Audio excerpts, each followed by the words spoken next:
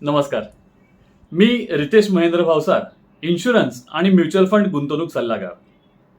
गेल्या 17 वर्षापासून आम्ही इन्शुरन्स आणि म्युच्युअल फंड सल्लागार म्हणून काम करतोय. 2020 साली जेव्हा करोनाचा उद्रेक झाला त्यावेळेस अनेकांना आपल्या LIC पॉलिसीज, म्युच्युअल फंड बंद करावे लागले. त्यांना आपले शेअर्स, गोल्ड, रिअल इस्टेट ह्या प्रॉपर्टीज विकाव्या लागल्या. अनेकांचे जॉब्स गेले. याचं मेन कारण होतं प्रॉपर फायनान्शियल प्लॅनिंग नसणं. फ्युचरमध्ये कधी काय अघटित घटना घडेल किंवा करोनासारखी काही आपत्ती येईल हे सांगता येणं कठीण आहे. तर फ्युचरसाठी आपली जी काही इन्व्हेस्टमेंट आहे त्याला योग्य पद्धतीने प्लॅनिंग करणं आवश्यक आहे. तर पुढच्या ह्या व्हिडिओमध्ये आपण फायनान्शियल प्लॅनिंग कशी, का, कुठे करावी याचं सविस्तर माहिती घेऊया. याचा तुम्हाला तुमच्या फायनान्शियल प्लॅनिंगमध्ये खूप महत्त्वाचा फायदा होईल. हा फोटो एका जमिनीच्या प्लॉटचा आहे. या जमिनीच्या प्लॉटवर तुम्हाला एक सुंदर असं घर बनवायचं आहे. त्यासाठी तुम्ही एखाद्या इंजिनियर किंवा आर्किटेक्टकडे गेलात आणि त्यांना सांगितलं की मला ह्या जमिनीवर एक सुंदर असं घर बनवून द्या. आर्किटेक्ट किंवा इंजिनियर ह्या एवढ्याशा इन्फॉर्मेशनवर घर बनवू शकतो का? त्याचं उत्तर आहे नाही. कारण हॉल किती स्क्वेअर फीटचा हवा आहे, बेडरूम किती हवी, गॅलरी कुठे हवी, किचन कुठल्या दिशेला हवं, हे सगळं ठरवण्याच्या आधी त्याला एक ब्ल्यूप्रिंट बनवावी लागेल. तर आपलं हे जीवन जे 75, 80, 85 वर्षापर्यंत आहे त्या जीवन प्रवासासाठी फायनान्शियल ब्ल्यूप्रिंट काढणं तेवढंच आवश्यक आहे. कारण आपल्या जीवनामध्ये अनेक गोष्टी येतात ज्यात आपल्याला घर घेणं आहे, आईवडिलांना तीर्थयात्रा करणं आहे, फॉरेन ट्रिप करायची आहे, मुलांचं शिक्षण, मुलांचं लग्न करायचं आहे, आपलं आणि आपल्या जोडीदाराचं रिटायरमेंट प्लॅनिंग करायचं आहे. तर ह्या अशा जीवन प्रवासाची तुम्ही तुमची फायनान्शियल ब्ल्यूप्रिंट तयार केली आहे का? आमचं मिशन आहे की तुम्हाला तुमच्या फायनान्शियल प्लॅनिंगसाठी ब्ल्यूप्रिंट तयार करण्यास मदत करायची. हा व्हिडिओ बघितल्यानंतर जर का तुम्ही आम्हाला संधी दिली की तुमच्या लाईफची संपूर्ण फायनान्शियल प्लॅनिंग ब्ल्यूप्रिंट करून तुमचं लाईफ सिक्युअर्ड करावं, तर आम्ही तुम्हाला 31 डिसेंबरपर्यंत totally free of cost financial planning blueprint तयार करून देऊ. आणि हा व्हिडिओ तुम्ही तुमच्या फ्रेंड सर्कल, रिलेटिव्स, भाऊ बहीण, तुमच्या सोसायटी ग्रुप यावर जास्तीत जास्त शेअर करा, जेणेकरून अनेकांना या फायनान्शियल प्लॅनिंगचा त्यांच्या लाईफ जर्नीमध्ये फायदा होईल. आपल्याला आपल्या जीवन प्रवासामध्ये अनेक रिस्पॉन्सिबिलिटी घ्याव्या लागतात, ज्यात आपल्या फॅमिली रिस्पॉन्सिबिलिटी आहेत, मुलांच्या रिस्पॉन्सिबिलिटी आहेत. ह्या रिस्पॉन्सिबिलिटीज फक्त आणि फक्त आपल्यालाच पूर्ण कराव्या लागतात. आपले कोणी नातेवाईक, मित्रमंडळी आपल्याला यात मदत करू शकत नाहीत. फायनान्शियल प्लॅनिंग ब्ल्यूप्रिंट योग्य वेळेत बनवणं हे अत्यंत आवश्यक आहे. Short term goals. Short term गोलचा जर विचार केला तर तुम्हाला बाईक घ्यायची आहे, कार घ्यायची आहे, घर घ्यायचं आहे, इंटिरियर करायचं आहे, आयफोन घ्यायचा आहे, फॉरेन ट्रिप करायची आहे. तसंच लॉंग टर्म गोल ज्यात मुलांचं शिक्षण, मुलांचं लग्न, रिटायरमेंट हे तुमचे गोल असू शकतात. हे सगळं फुलफिल करण्यासाठी सगळ्यात महत्त्वाचं असतं ते म्हणजे सेव्हिंग करणं. आणि सेव्हिंगचे काही दुश्मन आहेत. त्यातला सगळ्यात मोठा दुश्मन आहे तो म्हणजे क्रेडिट कार्ड. 2 प्रकारचे कार्ड असतात, एक क्रेडिट कार्ड आणि एक डेबिट कार्ड. डेबिट कार्ड म्हणजे ATM. ATMचा फुल फॉर्म आपण बोलू शकतो असतील तर मिळतील. म्हणजे तुमच्या बँकेत तुमच्या अकाउंटमध्ये पैसे असतील तरच तुम्ही विड्रॉल करू शकतात. पण क्रेडिट कार्ड ज्याला आपण बोलू शकतो NTM म्हणजे नसतील तरीही मिळतील. एखाद्या मॉलमध्ये आपण गेलो, खिशात पैसे नाहीये, पण आपण काही वस्तू घेतली आणि ती कार्डवर स्वाईप करून ती परचेस केली, म्हणजे इनडायरेक्टली आपण आपल्या डोक्यावरती कर्ज चढवून घेतो, ज्याचं व्याज 24%, 36% सुद्धा असू शकतं. पण बरेचसे असे लोक आहेत की जे क्रेडिट कार्डचा योग्य पद्धतीने फायदा घेतात, योग्य वेळेस त्याचं पेमेंट करतात आणि पॉइंट्स घेतात. दुसरा आपल्या फायनान्शियल प्लॅनिंग जर्नीमधला जो दुश्मन आहे तो म्हणजे ऑनलाईन शॉपिंग. बऱ्याच वेळा आपण बसल्या बसल्या मोबाईलवरती काही प्रॉडक्ट्स बघतो आणि आवडतं म्हणून ते विकत घेतो. पण जर का तुम्ही बघितलं तर 20 ते 25% ऑनलाईन परचेस केलेले प्रॉडक्ट्स हे नंतर आपल्याला कळतं की आपल्या काहीच उपयोगाचे नाहीये आणि ते असेच पडलेले असतात. तिसरं दुश्मन जो आहे तो म्हणजे UPI पेमेंट. आपण अनेक वस्तू परचेस करतो, खरेदी करतो आणि स्कॅन करून त्यांचं पेमेंट करून टाकतो. पण जेव्हा आपण आपल्या हाताने नोटा मोजून ह्या दुकानदाराला देतो तर त्यावेळेस कुठेतरी जाणीव होते की या वस्तूंची आपल्याला गरज नाहीये. बऱ्याच वेळा आपण मॉलमध्ये जातो, मॉलमध्ये 10-12 सामानाची यादी घेऊन जातो आणि येताना 15-20 सामान घेऊन येतो. यातले बऱ्याचशा वस्तू या फक्त डिस्काउंट मिळतात किंवा आवडल्या म्हणून आपण विकत घेतो.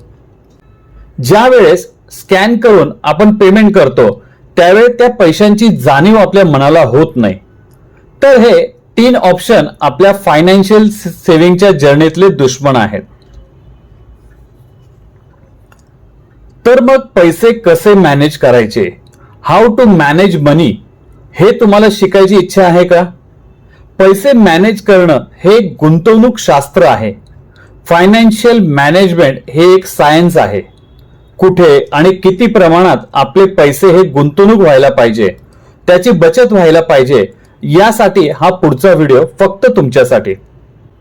पैसे मॅनेज करण्यासाठी किंवा बचत करण्यासाठी नॉर्मली लोक जो फॉर्म्युला अप्लाय करतात तो आहे इन्कम मायनस एक्सपेंडिचर. म्हणजे पैसे आले की आधी ते खर्च करायचे आणि खर्च केल्यानंतर जर का काही शिल्लक राहिले तर त्याच्यातून सेव्हिंग करायची. पण जेव्हा आपण खर्च करतो त्या खर्चाला कुठल्याही प्रकारची सीमा नसते आणि त्यामुळे बचतीसाठी पैसे हे मागे शिल्लक राहत नाही. मी अनेक वर्षापासून इन्व्हेस्टमेंटसाठी मदत करतोय. मला बरेच लोक म्हणतात की भाऊसाहेब साहेब तुम्ही जे सांगतायत ते योग्य आहे, पण आमच्याकडे पैसे बचत करण्यासाठी शिल्लकच राहत नाही. तुम्ही कितीही पैसे कमवले पण जर का तुमच्या खर्चावर निर्बंध नसतील तर कितीही प्रयत्न करून देखील तुमचा पैसा मागे शिल्लक राहणार नाही.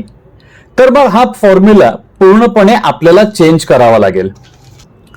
जर का तुम्हाला फायनान्शियल प्लॅनिंग मध्ये फिट व्हायचं असेल, तुमचं फायनान्शियल प्लॅनिंग अतिशय बेस्ट बनवायचं असेल तर सगळ्यात पहिल्यांदा तुम्हाला हा फॉर्म्युला किंवा हे इक्वेशन चेंज करावं लागेल. त्यासाठी नवीन इक्वेशन आहे इन्कम मायनस सेव्हिंग, त्यानंतर उरलेल्या पैशातून एक्सपेंडिचर करायचं.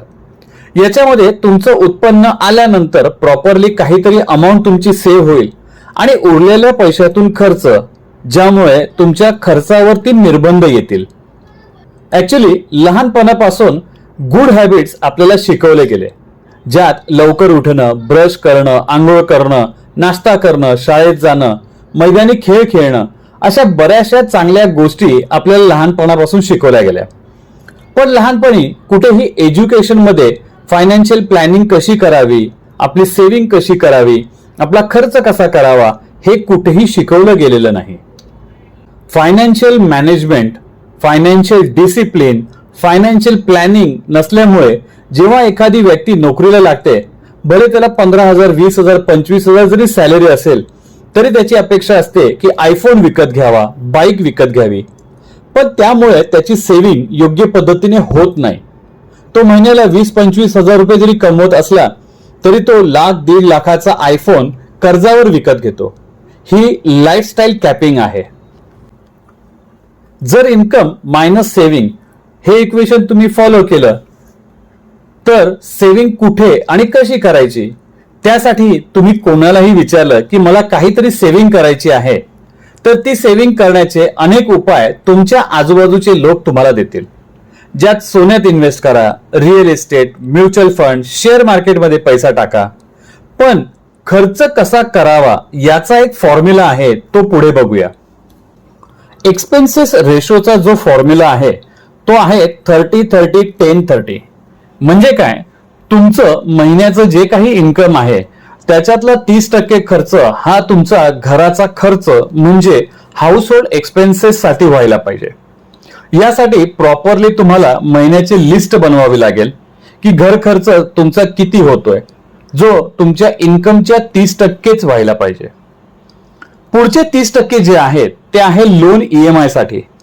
कुठलीही प्रॉपर्टी लोन शिवाय होत नाही. तुम्हाला घर घ्यायचंय, बाईक घ्यायची आहे, कार घ्यायची आहे तर यासाठी तुम्हाला लोन घ्यावंच लागतं. आता तुमच्या कुठल्याही प्रकारचं लोन नसेल तरी देखील असं समजायचं की महिन्याच्या पगाराच्या 30% रक्कम ही तुमची लोन EMI साठी जात आहे.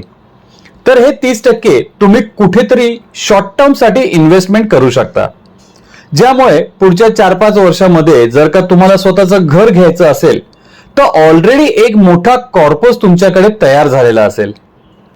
पुढचे 10% हे अतिशय महत्वाचे आहे.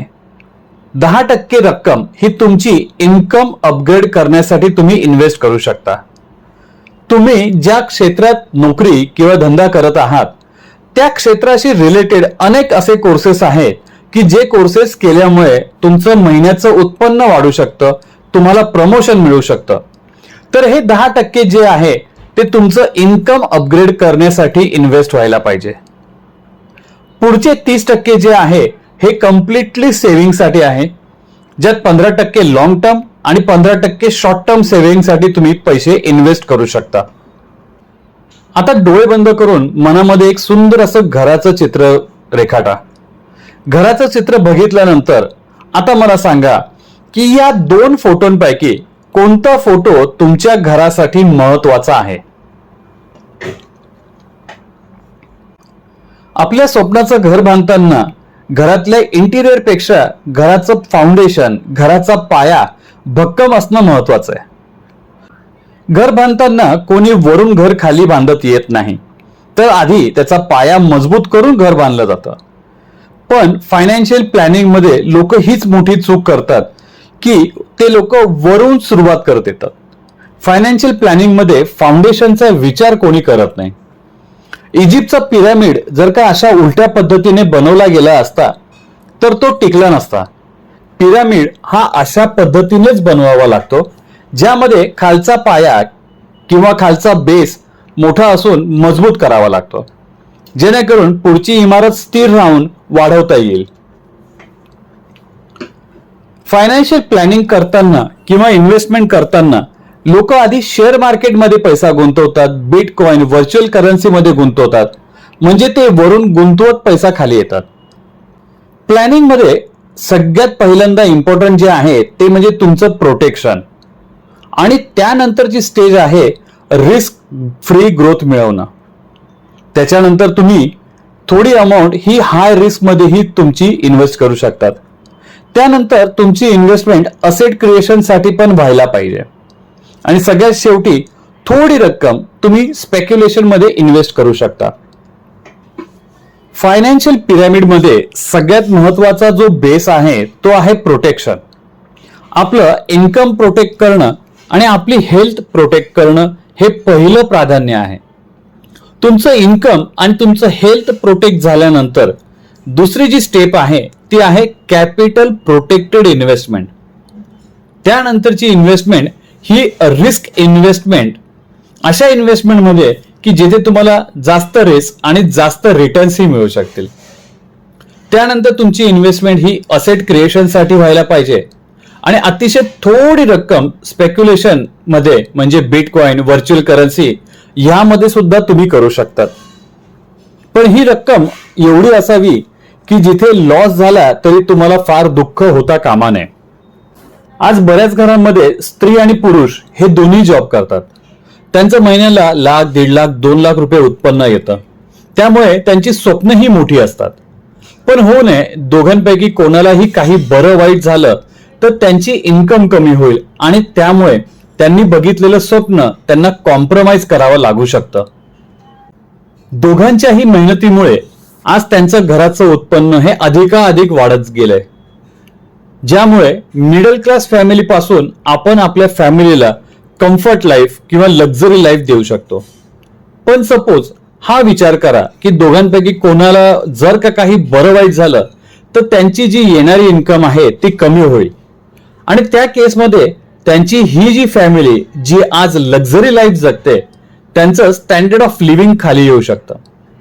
एखादी हाऊसवाईफ आहे आणि जर का त्या घरातल्या कर्त्या पुरुषाला काही बरं वाईट झालं तर त्या स्त्रीला हाऊसवाईफच्या रोलमधून वर्किंग वुमनच्या रोलमध्ये जावं लागेल.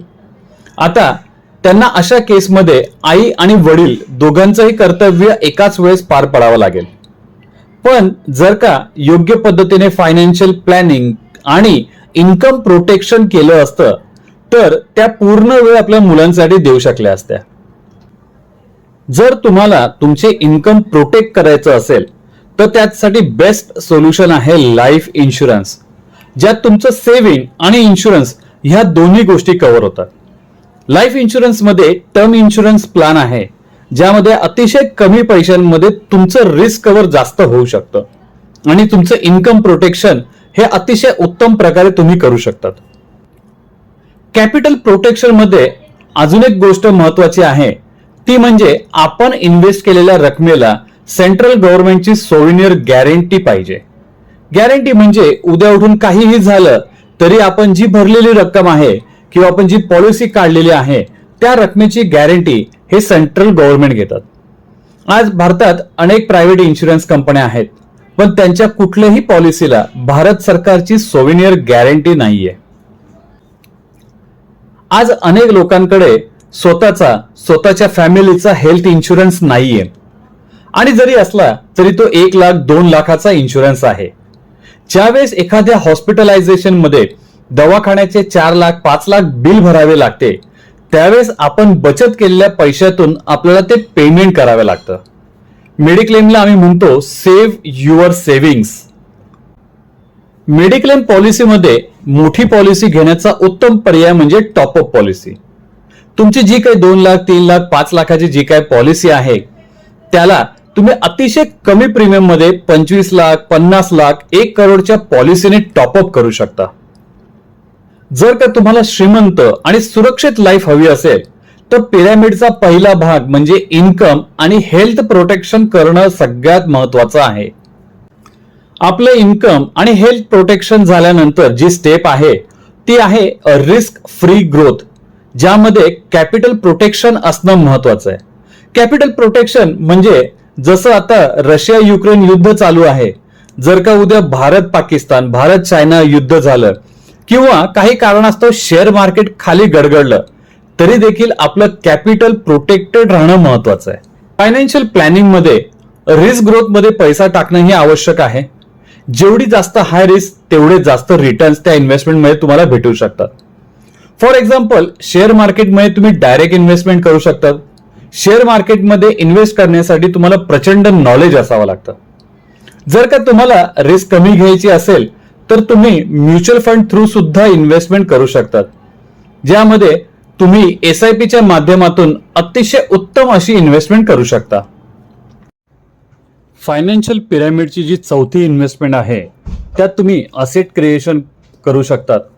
असेट क्रिएशन मध्ये तुम्ही स्वतःसाठी घर जमीन शॉप यामध्ये इन्व्हेस्ट करू शकतात. गोल्डमध्ये इन्व्हेस्ट करू शकता, जिथे तुम्हाला चांगले रिटर्न्स मिळू शकतील. पण जर का तुम्ही घर भाड्याने देण्याचा विचार करत असाल तर तुम्ही जेवढ्याला घर विकत घेतलंय त्या अमाऊंटवर तुम्हाला साधारणतः 2.5 ते 3% पर्यंतच भाडं मिळू शकतं. त्यामुळे घर विकत घेणं, ते भाड्यावर देणं, त्याची देखभाल करणं, भाडेकरू शोधणं हे त्रासदायक होऊ शकतं. फायनान्शियल पिरॅमिडचा सगळ्यात वरचा आणि अतिशय छोटा भाग जो आहे ती इन्व्हेस्टमेंट म्हणजे स्पेक्युलेशन. अशी काही इन्व्हेस्टमेंट की जिच्यामध्ये अतिशय जास्त रिटर्न्स तुम्हाला मिळू शकतात. काही चिट फंड किंवा बिटकॉइन व्हर्च्युअल करन्सी यामध्ये तुम्ही ही इन्व्हेस्टमेंट करू शकता. पण ही रक्कम अतिशय छोटी, जसा पिरॅमिडचा वरचा भाग अतिशय छोटा आहे तशीच तुमच्या उत्पन्नातली अतिशय छोटी रक्कम तुम्ही गुंतवू शकतात. अशी रक्कम जी गेल्याने तुम्हाला काही फरक पडणार नाही. पण अशा गुंतवणुकीचा आम्ही सल्ला तुम्हाला देत नाही. एक जागरूक गुंतवणूकदार म्हणून याचा निर्णय तुम्हालाच घ्यायचा आहे. ह्या अशा इन्व्हेस्टमेंट आहे ज्या दिसायला खूप सुंदर असतात आणि इन्व्हेस्टमेंटमध्ये रिटर्न्स तुम्हाला अतिशय उत्कृष्ट प्रकारे दाखवले जातात. पण एक जागरूक इन्व्हेस्टर म्हणून आपण तेवढीच रक्कम यात गुंतवावी की ज्याने आपल्याला फायनान्शियल लॉस होणार नाही. अशा पद्धतीने जर का तुम्ही तुमचा फायनान्शियल पोर्टफोलिओ हा डायव्हर्सिफाईड केला, म्हणजे तुमची इन्व्हेस्टमेंट प्रोटेक्शनमध्ये आहे, रिस्क फ्री ग्रोथमध्ये आहे, हाय रिस्कमध्ये आहे, असेट क्रिएशन स्पेक्युलेशनमध्ये पण आहे, तर याच्यातून फक्त एकच होतं की तुम्हाला शांत झोप लागते आणि तुमची जी इन्व्हेस्टमेंट आहे त्याला परफेक्ट इन्व्हेस्टमेंट असं म्हटलं जातं. घरातील कमवती व्यक्ती किंवा करती व्यक्ती म्हणून आपल्याला अनेक रिस्पॉन्सिबिलिटी असतात. फंडिंग रिस्पॉन्सिबिलिटी, ज्यात फॅमिली एक्सपेन्सेस, एज्युकेशन, मुलांचं लग्न, लोन रिपेमेंट किंवा आपलं आणि आपल्या फॅमिलीचं स्वप्न, ह्या सगळ्या जबाबदाऱ्या आपल्याला पार पाडाव्या लागतात. आणि त्यासाठी अतिशय योग्य पद्धतीने इन्व्हेस्टमेंट हाच त्यावर उपाय आहे. फायनान्शियल प्लॅनिंग ब्ल्यूप्रिंटचा फायदा हे एक उदाहरणाने बघूया. सपोज तुम्हाला मुंबई ते दिल्ली जायचं आहे. मुंबई ते दिल्ली जाण्यासाठी ट्रेनला 2 प्रकारचे डबे असतात, एक जनरल डबा आणि एक रिझर्व. दोन्ही डबे एकाच वेळेस मुंबईवरून निघणार, दोन्ही डबे एकाच वेळेस दिल्लीला पोहोचणार. पण जनरल डब्यामध्ये तुम्हाला सीट मिळेल याची शाश्वती नाही. जनरल डब्यामध्ये तुमचं सामान चोरीला जाऊ शकतं किंवा डॅमेज होऊ शकतं. तुम्हाला तुमच्या फॅमिलीला गर्दीत उभं राहावं लागेल. पण त्याच ठिकाणी रिझर्व डब्यामध्ये तुमची सीट ही रिझर्व असते. तुम्हाला ट्रेनमध्ये धक्कामुक्की होणार नाही, तुमचं सामान सेफ राहील. तर तुम्ही कुठल्या डब्यात तुमच्या परिवाराला तुम्हाला घेऊन जायला आवडेल? हेच काम फायनान्शियल प्लॅनिंग ब्ल्यूप्रिंट करतो की तुमच्या आयुष्यामध्ये पुढे अनेक गोष्टी येणार आहे. सगळ्या गोष्टी तुम्ही प्रॉपर प्लॅनिंग करू शकतात. काय गरज आहे ब्ल्यूप्रिंटची? एक छोटंसं एक्झाम्पलने बघूया. किड्स एज्युकेशन, मुलांचं शिक्षण, यात सगळ्यात महत्त्वाची जी गोष्ट आहे जी आपण मुलांच्या शिक्षणाच्या प्लॅनिंगमध्ये दुर्लक्षित करतो ती म्हणजे इन्फ्लेशन, म्हणजे महागाई. महागाई ही साधारणतः 7% दरवर्षी वाढत आहे. आजपासून 15 वर्षापूर्वी इंजिनिअरिंगला 1 लाख रुपये लागत होते. आता प्री प्रायमरीला 1 लाख रुपये खर्च येतोय. आज इंजिनिअरिंगचा खर्च साधारणतः वार्षिक 5 लाख रुपये आहे, जो पुढच्या 15 वर्षानंतर वार्षिक 15 लाख रुपये होईल. जर का कोणाला मुलांना मेडिकलमध्ये टाकायचं असेल तर आज 45 लाख रुपये खर्च येतो, जो 15 वर्षानंतर 1,42,00,000 रुपये होईल. आजकालची मुलं ही अभ्यासात अतिशय हुशार आहे. ते अभ्यासात कुठल्याही क्षेत्रात कमी पडणार नाही. कमी पडणार आपण पॅरेंट्स म्हणून त्यांना शिक्षणासाठी पैसा देण्यासाठी. विचार करा, आजपासून 10 वर्षानंतर 15 वर्षानंतर जर का मुलांनी आपल्याला सांगितलं की आई बाबा मला वर्ल्ड क्लास एज्युकेशनसाठी 1 करोड रुपये लागणार आहे, त्यावेळेस तुम्हाला काय सांगायला आवडेल? की बाळा, माझ्याकडे एवढे पैसे नाहीये, तू काहीतरी दुसरा विचार कर. किंवा तुझ्या हायर एज्युकेशनचा विचार मी फार पूर्वीच केला होता आणि ज्याचं मी प्रोव्हिजन प्रॉपरली करून ठेवलं आहे. काय तुम्हाला सांगायला आवडेल? हे काही एक्झाम्पल आहेत अनप्लॅन लाईफचे. पहिला फोटो जो आहे ते आहे भगवान दादा. त्यांचं सुप्रसिद्ध गाणं तुम्ही ऐकलं असेल, भोली सूरत दिल के खोटे. भगवान दादा ज्यावेळेस इंडस्ट्रीमध्ये होते त्यावेळेस त्यांच्याकडे अनेक गाड्या होत्या, पण त्यांचं निधन हे अतिशय दुःखद झालंय. शेवट त्यांचा उतारवय हे पूर्णपणे चॅरिटीवर डिपेंड होतं. दुसरा फोटो आहे ते आहेत ए.के. हंगल. यांचं निधन 2012 साली झालं. कॉमन मॅनचं प्रतीक म्हणून अनेक चित्रपटामध्ये त्यांनी अनेक भूमिका केल्या. त्यांच्याही हातात ज्यावेळेस लक्ष्मी होती त्यावेळेस त्यांनी प्रॉपर प्लॅनिंग केलं नाही आणि त्यांचं निधनही अतिशय दुर्दैवी झालं. त्यांचं संपूर्ण उतारवय गोळ्या, औषधं, अन्न यासाठी त्यांना चॅरिटीवर डिपेंड राहावं लागलं. तिसरं उदाहरण आहे ते म्हणजे रेमंड कंपनीचे मालक विजयपत सिंघानिया यांनी अतिशय विश्वासाने डोळ्यावर पट्टी बांधून आपली सगळी संपत्ती ही आपल्या मुलांच्या हवाली केली आणि मुलाने त्यांना घराबाहेर काढलं. कधीही तुमची स्वतःची प्रॉपर्टी तुम्ही जिवंत असेपर्यंत मुलांच्या नावे करू नका. तुमच्या नंतर ती प्रॉपर्टी मुलांचीच होणार आहे. तसंच रिटायरमेंट प्लॅनिंग करताना सुद्धा इन्फ्लेशन किंवा महागाई याचा विचारही करणं महत्वाचं आहे. आज ज्यांचा महिन्याचा खर्च 10,000 रुपये आहे, तोच महिन्याचा खर्च 15 वर्षानंतर 31,000 आणि 20 वर्षानंतर तोच खर्च 46,000 रुपये होईल. ज्यांचा महिन्याचा खर्च 30,000 रुपये आहे, तो फक्त आजपासून 10 वर्षानंतर दुप्पट म्हणजे 64,000 रुपये होईल आणि 20 वर्षानंतर तोच खर्च 1,40,000 रुपये होईल. ज्यांना वाटतंय की मी आज महिन्याला भरपूर पैसा कमवतोय, त्यांच्यासाठी ज्यांचं 1 लाख रुपये महिना खर्च आहे, आजपासून 10 वर्षानंतर तो खर्च झालेला असेल 2,15,000 आणि 20 वर्षानंतर तोच खर्च झालेला असेल 4,66,000 रुपये. तर यासाठी तुम्ही आजपासून तरतूद करणं सगळ्यात महत्वाचं आहे. बऱ्याच जणांना वाटतं की अजून रिटायरमेंटचं प्लॅनिंग करण्यासाठी खूप वेळ आहे, पण जरा विचार करा की तुमची मुलं किती फटाफट मोठी झाली हे कळलंच नाही. सेम तसंच तुमचं रिटायरमेंट कधी जवळ येईल हेही तुम्हाला कळणार नाही. आता आपण कॉस्ट ऑफ डिले सुद्धा बघूया. सपोज तुमच्या रिटायरमेंटला म्हणजे वयाच्या 60ला तुम्हाला 1 करोड रुपये हवे आहेत. इथे व्याजदर घेतलाय 7%. तर बघूया तुम्हाला किती इन्व्हेस्टमेंट करावे लागेल. जर एखाद्या व्यक्तीने वयाच्या 25 वर्षाला फायनान्शियल प्लॅनिंग करायचं ठरवलं की 60व्या वर्षी 1 करोड रुपये हातात हवे, तर त्यांच्या हातामध्ये आता टोटल 35 वर्ष शिल्लक आहे. तर आजपासून महिना 5,520 रुपये जर का त्यांनी सेव्हिंग केली तर वयाच्या 60व्या वर्षी 1 करोडचा कॉर्पोस त्यांना मिळेल. हेच त्यांनी अजून थोडं डिले केलं, वयाच्या 30व्या वर्षी त्यांनी प्लॅनिंग करायचं ठरवलं, तर आता हातात फक्त 30 वर्ष शिल्लक आहे. त्यासाठी त्यांना महिना 8,149 रुपये सेव्ह करावे लागेल. त्या व्यक्तीने अजून उशीर केला, सपोज वयाच्या 40व्या वर्षी त्यांनी फायनान्शियल प्लॅनिंग करायचं ठरवलं, तर आता त्यांच्याकडे फक्त 20 वर्ष शिल्लक आहे आणि महिना 19,000 रुपयाचं त्यांना सेव्हिंग करावं लागेल. आणि एखाद्या व्यक्तीने कधी फायनान्शियल प्लॅनिंग केलंच नाही आणि अचानक त्यांना 55व्या वयी फायनान्शियल प्लॅनिंग करावं असं वाटलं, तर त्यांच्या हातात आता फक्त 5 वर्ष शिल्लक आहे रिटायर होण्यासाठी, ज्यासाठी त्यांना महिना 1,38,000 रुपये सेव्ह करावे लागतील. जसं मी तुम्हाला कॉस्ट ऑफ डिले हे अतिशय सेफ पोर्टफोलिओ प्रमाणे सांगितलं, त्याचप्रमाणे जर का तुम्ही हाय रिस्क घेता व म्युच्युअल फंड मध्ये SIPत इन्व्हेस्टमेंट केलं तर पॉवर ऑफ कंपाऊंडिंगने तुम्हाला साधारणतः किती रक्कम भेटू शकते तेही बघूया.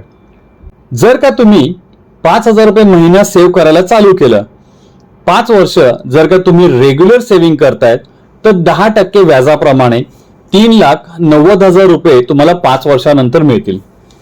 हेच 5,000 रुपये जर का तुम्ही 25 वर्ष सेव्ह करता तर 10% व्याजाने 66 लाख रुपये तुम्हाला याचा कॉर्पोस क्रिएट होईल.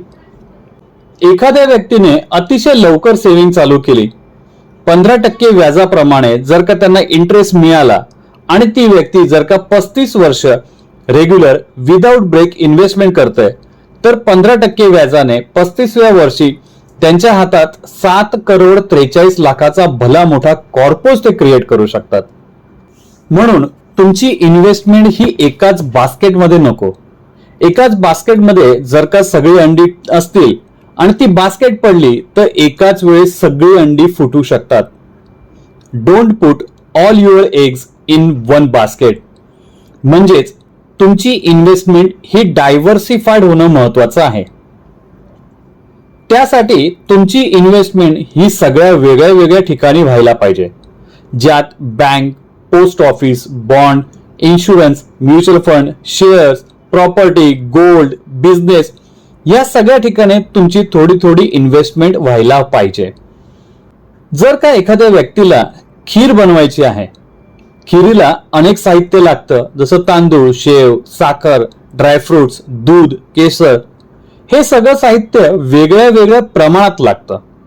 जर का एखाद्या खीरला 1 वाटी साखर लागणार असेल आणि जर का आपण 5 वाटी साखर टाकली तर ती खीर खाण्यासारखी होणार नाही. तसंच तुमची इन्व्हेस्टमेंट ही परफेक्ट प्रपोर्शनने व्हायला पाहिजे. टोटल इन्व्हेस्टमेंट ही डायव्हर्सिफाईड व्हायला पाहिजे. ही अशी तुटलेली पिगी बँक कशी वाटते तुम्हाला बघायला? या अशा तुटलेल्या पिगी बँक मध्ये तुम्ही इन्व्हेस्टमेंट कराल का?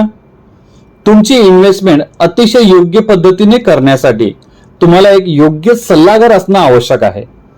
सचिन तेंडुलकर यांचे क्रिकेट करिअर त्यांचे गुरु आचरेकरांमुळे घडले. म्हणजे योग्य दिशा दाखवण्यासाठी गुरु असणं महत्वाचं आहे. तसंच योग्य पोर्टफोलिओ मॅनेजमेंटसाठी योग्य ॲडवायझर किंवा आर्थिक गुंतवणूक सल्लागार असणं आवश्यक आहे. सही ॲडवायझर जरुरी है. प्रत्येक प्रॉडक्टचं काही मेरिट्स, काही डिमेरिट्स आहे. प्रत्येक प्रॉडक्टचे मेरिट्स बघून त्याचं एक सुंदर असं कॉम्बिनेशन करणं आवश्यक आहे. हे कॉम्बिनेशन करून तुम्हाला त्याचं प्रॉपर रिटर्न्स त्या प्रॉडक्ट मधून मिळायला पाहिजे. तुमच्या पोर्टफोलिओमध्ये जर का अधिक जास्तीचे रिस्क प्रॉडक्ट असतील तर सेफ प्रॉडक्टमध्ये ते चेंज करणं सुद्धा आवश्यक आहे. एक उदाहरण बघूया लॉंग टर्म गोलचं. जर का तुमच्या मुलांच्या हायर एज्युकेशनसाठी तुम्हाला 50 लाख रुपये क्रिएट करायचे आहे आणि तुमच्या हातामध्ये फक्त 20 वर्ष आहे, तर 12% व्याजाने जर का तुम्ही 5,000 रुपये महिन्याची SIP स्टार्ट करतात तर 20 वर्षानंतर तुमच्या हातात 50 लाखाचा कॉर्पोस तयार होईल. जर का तुमच्याकडे फक्त 15 वर्ष शिल्लक आहेत तर 12% व्याजाप्रमाणे 10,000 रुपये महिना जर का तुम्ही SIP स्टार्ट करतात तर मुलांच्या एज्युकेशनला 15व्या वर्षी 50 लाखाचा कॉर्पोस तुमच्याकडे असेल.